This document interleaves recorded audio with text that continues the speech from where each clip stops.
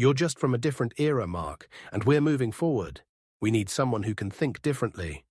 My name is Mark Andrews. I'm 59 years old, and until this morning, I served as Chief Financial Officer at Carson Ridge Industries for 15 years. I joined the company when it was a small family-run operation with 3 assembly plants in Toledo, Ohio. Now, we're a publicly traded corporation with 20 manufacturing sites across the Midwest. I guided us through 2 economic downturns, 1 acquisition fiasco, and more boardroom politics than I care to remember.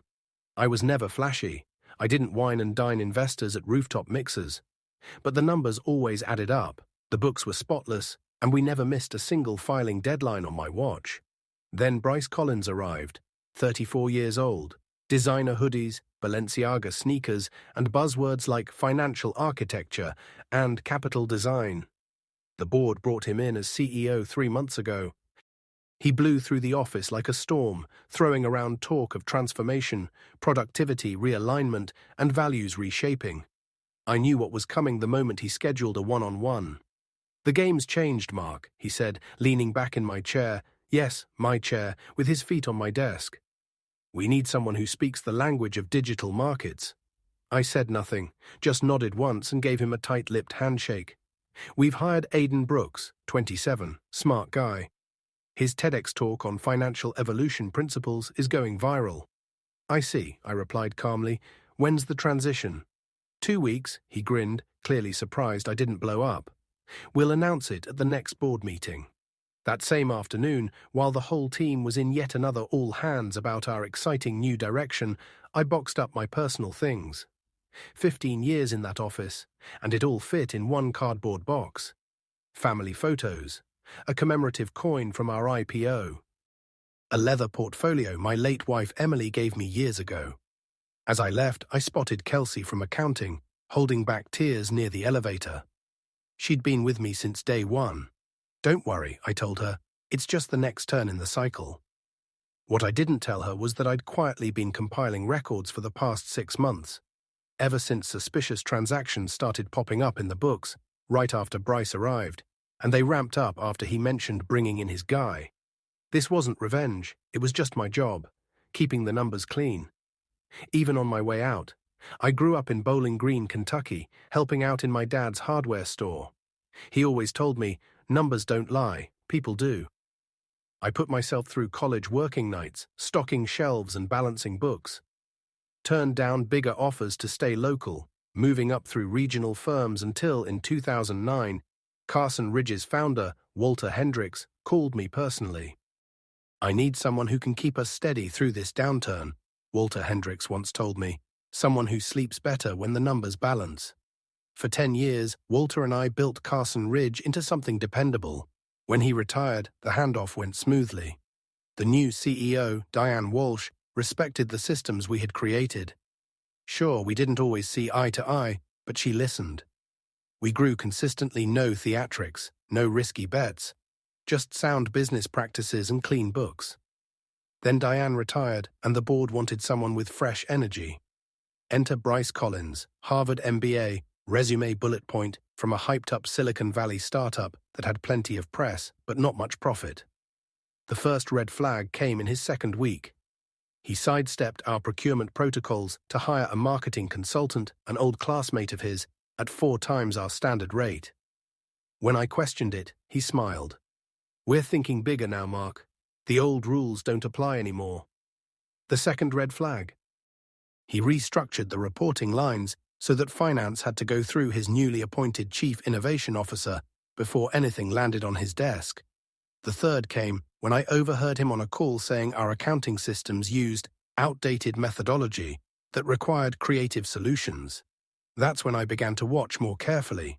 Subtle inconsistencies started to show up: vendor contracts with companies I couldn't verify, consulting fees with no deliverables, budget reallocations lacking department head approvals.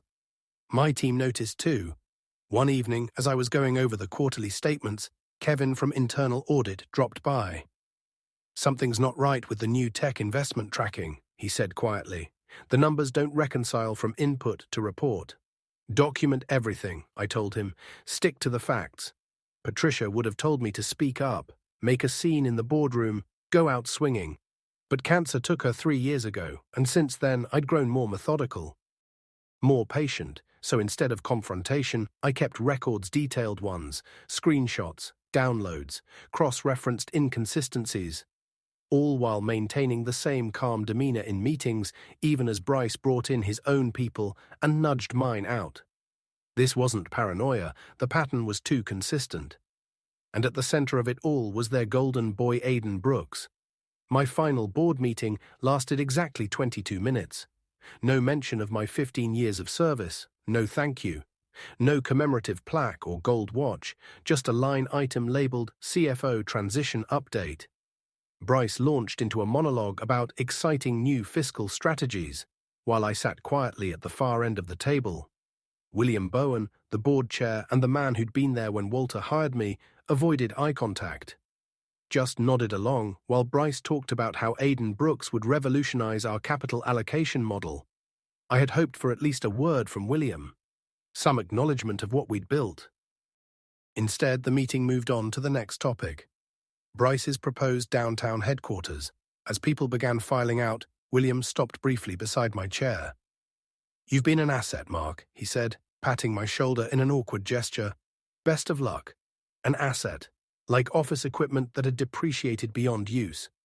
I walked back to my office, now Aiden's, to collect my box. Through the glass, I watched Bryce giving him the tour, pointing at my charts like they were relics of a forgotten time. Kelsey was waiting by the door, holding an envelope. "The accounting team chipped in," she said, "for a proper send-off dinner." I thanked her, knowing I wouldn't use it.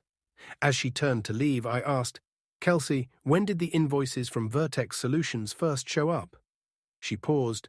"February, I think. Right after Mr. Collins announced the Digital Transformation Initiative. February, 2 weeks before Bryce first mentioned Aiden. That night, I spread everything out across my dining table. 6 months' worth of suspect transactions. Invoices for services never rendered. Foreign consultancy payments with no tax documentation. And the most damning link, multiple shell vendors, all leading back to a holding company called Alpine Innovations, registered just 3 days before Bryce was announced as CEO. It was clear now, Bryce didn't replace me because I was old school. He brought in Aiden because they had a system funneling corporate funds through fake vendors and consultants, burying it under the buzzwords of digital transformation. They needed me gone because I asked too many questions. Because I paid attention. I sat back in my chair, staring at the files laid out before me. For the first time since Patricia died, I felt something other than numbness. Not rage exactly, something colder, sharper. I opened my laptop and began to build the case. Timelines, cross-references, audit trails. I wasn't planning to confront Bryce. I wasn't going to call an emergency board meeting or leak to the press. That's never been my way. No, I'd do what I'd always done. Let the numbers speak for themselves, only this time I'd make sure the right people were listening when they did. 1 week after my departure, I decided to contact Richard Bowen directly. Despite his lukewarm goodbye, he'd always been fair. He deserved the chance to address what I'd found before things spiraled further. I called his office and left a message with his assistant. Just wanted to go over a few financial concerns from my final weeks, nothing urgent but worth a look. He returned the call the next day. His voice was guarded. "Mark, good to hear from you. Bryce mentioned you might reach out." My stomach tightened. He did. Yes, he said you were having trouble letting go, that you had concerns about the new systems, concerns Aiden already addressed. Richard, some of these discrepancies began long before Aiden came on board. And they're significant. Silence. "Look, Mark, I understand this is difficult. 15 years is a long run. But the board is fully aligned with Bryce's vision. Aiden has already streamlined several processes you once flagged as problematic." "That's not... I'm afraid I have another call. Maybe we can catch up at the holiday party. You're still on the invite list, which is very generous of Bryce considering..." "Considering what?" I wanted to ask, but Richard had already hung up. The next morning, I received an email from Carson Ridge's legal department. The wording was professionally neutral, but the message was loud and clear. Any accusations of financial misconduct without solid proof could be considered defamatory. They politely reminded me of my confidentiality agreement. They were closing ranks. Bryce had clearly anticipated I might see the irregularities and had already salted the earth. So I tried another angle. Kevin from internal audit had been on my team for 8 years. If anyone else had noticed something, it'd be him. We met at a diner on the other side of town. Kevin looked nervous, checking over his shoulder more than once. "They promoted me," he said before I could even bring up the audit trail. "New title. Nice raise. I'm reporting directly to Aiden now."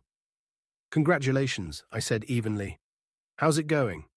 He stared at his coffee. "They've changed everything. New software, new protocols. Aiden says it's more efficient." "And is it?" He looked up. His face was strained. "Mark, I can't talk. They made me sign additional NDAs. They're monitoring everyone who used to work closely with you." "I see. They're saying things, Mark, about why you left." "What things?" He lowered his voice. "That you resisted necessary changes. That you made mistakes in the final quarterly reports. Mistakes Aiden caught. Some folks are even whispering about ethical issues." I gripped my mug so tightly I thought it might shatter. They weren't just pushing me out, they were dismantling my reputation to cover their tracks. "I should go," Kevin said, tossing a few bills on the table. "I've got a mortgage. Twins starting college next year. I can't afford this." "It's all right," I said, forcing a smile. "Take care of your family, Kevin." As he rushed out, I stayed behind, trying to absorb what I'd just learned. My options were vanishing. The board wouldn't listen. My team had either been scattered or silenced, and now they were defaming me, making it nearly impossible to raise red flags without looking like a disgruntled former exec. They thought they had me boxed in, but they'd missed something important. I still had access to the audit server. In my final days at the office, while everyone thought I was quietly packing my things, I'd created a backup admin account, a standard step for IT handoffs, one nobody had bothered to review. The window wouldn't stay open forever, but it might be long enough. That night, I logged into the audit server using the emergency credentials. I knew the account would eventually be discovered and disabled, so I worked fast, following the money trails I'd already mapped out. And what I found made my earlier suspicions look quaint. Alpine Innovations wasn't just one holding company, it was a hub, a central node in a web of shell corporations, all cross-linked through a tangle of transactions carefully designed to obscure their connections. Some of them dated back to before Bryce ever joined Carson Ridge. This wasn't some quick-hit embezzlement. This was a long-planned infiltration. The deeper I went, the clearer it became. Bryce hadn't been hired despite his weak resume. He'd been placed. His previous startup, the one with buzz but no profit, had been funded by the same investment group that had recently secured 3 seats on Carson Ridge's board, including the one now occupied by Richard Bowen's nephew, Jacob, who joined 6 months ago. This wasn't just executive fraud. It was a coordinated assault on the company, a slow strategic asset strip dressed up as digital modernization. I downloaded everything I could get, filed it meticulously. By sunrise, I had tracked over 12 million siphoned from various departments through fake vendor contracts, inflated service agreements, and phantom consulting fees. Exhausted, I made a pot of coffee and sat out on my back porch, watching the sun rise over the Ohio River. Patricia and I had bought this house for that view. "Water calms your overthinking brain," she used to say. Now I let the current organize my thoughts. My initial instinct to quietly alert the board had been naive. This went deeper than Bryce and Aiden. Some members of the board were almost certainly in on it. It explained why they'd been so eager to replace Diane Walsh with an outside hire the moment she retired. I needed to be smarter, strategic. That morning, I started mapping connections between board members, Bryce's past colleagues, and the shell companies I'd already traced. By midday, 3 names stood out. Board members who, I believed, weren't involved. Elaine Morrison, a former manufacturing executive who joined after retiring from one of our competitors. David Patel, who represented the employees' pension fund. And Anthony Wilson, our oldest board member, quiet, reserved, but never missed a vote. Then I found something I'd previously missed. Aidan Brooks had worked for Vertex Solutions, the same vendor funneling fake invoices 3 years ago. His name was buried deep in the LLC's founding paperwork. He'd been removed from public records just before his hiring at Carson Ridge. As I compiled all this, my phone rang. Blocked number. I picked up anyway. "Is this Mark Andrews?" A woman's voice asked. Speaking. "My name is Vanessa Taylor. I'm with the Securities and Exchange Commission's Enforcement Division." My heart skipped. "We've received an anonymous tip about possible financial misconduct at Carson Ridge Industries involving members of the current leadership team. The source indicated you may have relevant information." I measured my response. "I recently stepped down as CFO after 15 years. Yes, we're aware. Would you be willing to meet informally to discuss certain financial transactions from the last 6 months? Who else knows you're calling me?" "No one outside my immediate team. This is preliminary fact-finding only. Not yet a formal investigation. Going straight to the SEC would turn everything public fast. Carson Ridge stock would crash.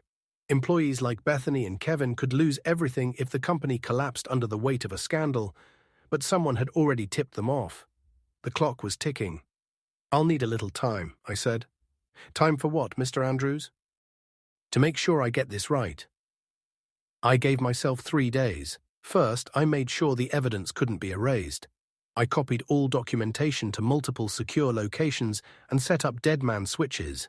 If I didn't enter a passcode every 48 hours, full data packets would auto-send to the SEC, the Department of Justice, and 3 financial journalists I trusted. Then I drafted emails to Elaine, David, and Anthony. I didn't accuse anyone directly. I simply outlined troubling patterns I had observed during my final weeks. I included just enough documentation to raise serious doubt without overwhelming them with detail. I scheduled the emails to send automatically in 2 days. The hardest part came next. I messaged Bethany and asked if she'd meet me for coffee. She agreed immediately. "They're gutting our entire department," she said, barely above a whisper once we sat down. "Aiden claims we're consolidating financial operations, but half the team's been reassigned, and the other half is under review. Including you." She nodded, blinking back tears. 22 years at Carson Ridge, and now they tell me my role is redundant. I've got 6 weeks to find something else internally or... I waited quietly as she gathered herself. "Bethany, do you remember the audit protocol we established after the Jackson acquisition? The one with the alternate verification pathway?" She frowned. Then her eyes widened. "The parallel audit trail, the one that automatically duplicates every transaction over 50,000 to the secure server. Is it still running?" "As far as I know, it's hard-coded into the system.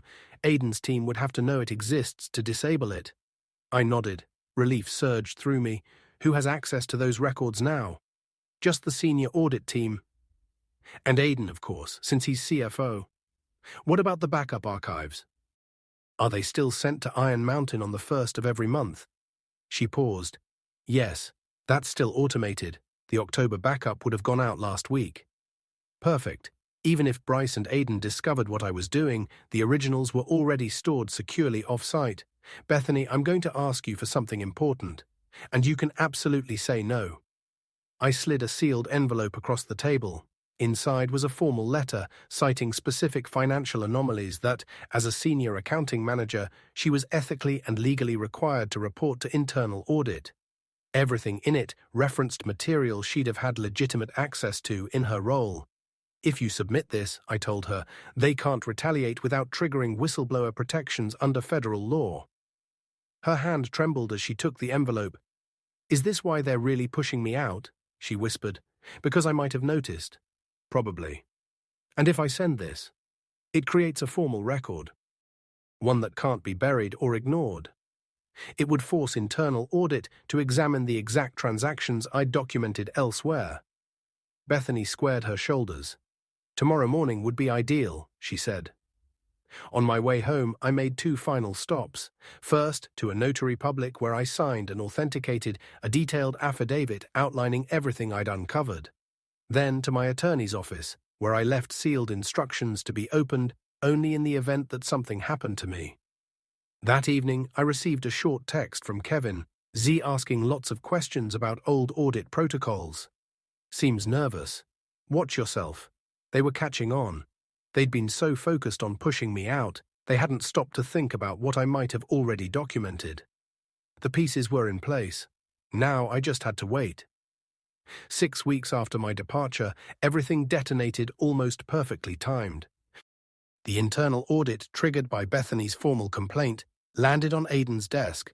The same morning my scheduled emails reached the 3 clean board members. By noon, Elaine Morrison had used her authority as audit committee chair to call an emergency board meeting. I wasn't there, but Bethany sent me quiet updates throughout the day.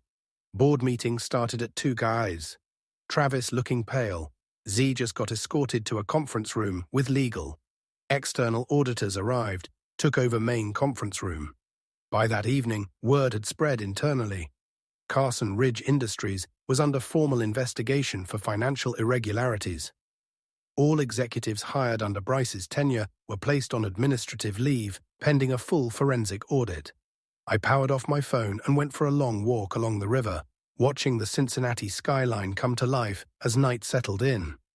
For the first time in months, I felt my shoulders drop. The next morning, I had 3 missed calls: William Bowen, Bryce Collins, Jacob Bowen. I ignored them all. Instead, I picked up when Anthony Wilson called, the oldest member of the board. 15 years of clean books, he said, his voice gravelly with age. No scandals, no restatements, no missed filings. I should have said something when they forced you out. You're speaking up now, Anthony. That's what counts. The boards appointed me acting chair while we sort through this. William and Jacob resigned this morning. 2 more followed. Bryce and Aidan have both been terminated for cause. I said nothing.